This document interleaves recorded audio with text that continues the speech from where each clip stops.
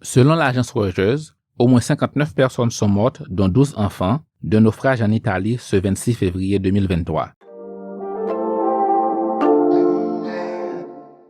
Les autorités italiennes ont annoncé qu'un voilier en bois transportant des migrants vers l'Europe s'est écrasé dimanche matin contre des rochers près de la côte sud de l'Italie. Le navire était parti de la Turquie. Il transportait des gens d'Afghanistan, d'Iran et de plusieurs autres pays. Il a coulé avant l'aube dans une mer agitée de la côte est de la Calabrie. Manero Acura, une responsable du gouvernement provincial, a déclaré à Reuters que 81 personnes ont survécu au naufrage.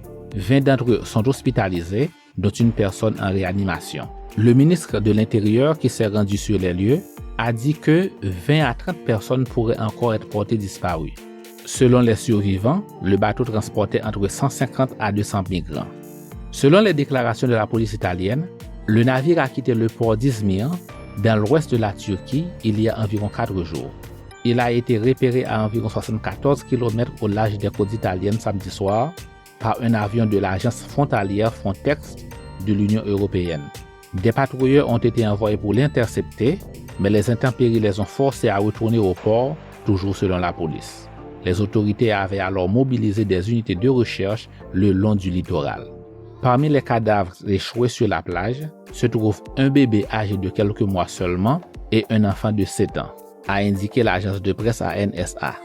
L'épave de la goélette en bois, un voilier turc, a été éparpillée sur une grande partie de la côte.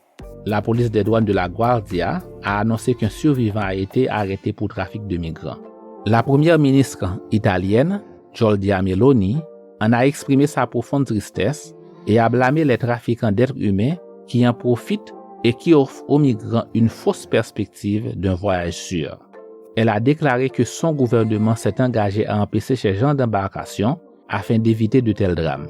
Elle a fait appel à une coopération entière de la part des pays qui servent de point de départ pour ce type de voyage. Un porte-parole de l'Organisation internationale pour la migration des Nations Unies a fait appel sur Twitter à un renforcement des opérations de sauvetage en Méditerranée. Il a également fait appel à plus de dispositions pour le passage régulier des migrants vers l'Europe et d'entreprendre des actions pour combattre les causes qui poussent les gens à faire ce genre de traversée maritime. Le projet des Nations Unies sur les migrants disparus a enregistré plus de 20 000 décès et disparitions en Méditerranée centrale depuis 2014. Il est estimé qu'il y a plus de 220 morts ou disparus durant cette année. Merci d'avoir suivi ce titre.